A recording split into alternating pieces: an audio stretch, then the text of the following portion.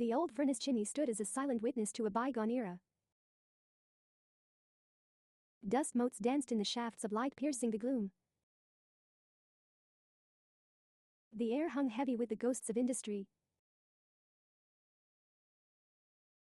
Beneath layers of decay, I uncovered a faded blueprint. The blueprint revealed a secret tunnel leading away from the furnace. Armed with flashlights, we descended into the darkness. The tunnel walls whispered secrets of a forgotten past. We discovered a hidden chamber filled with strange artifacts. Among the artifacts, I found a journal detailing the furnace's true purpose. The journal spoke of experiments to harness energy from the earth. The furnace wasn't just for iron, it was a gateway to something else. I experimented to harness energy from the earth. The earth's energy started to flow.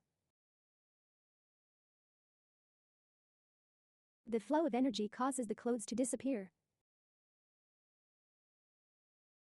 The clothes completely disappeared. The experiment started to work.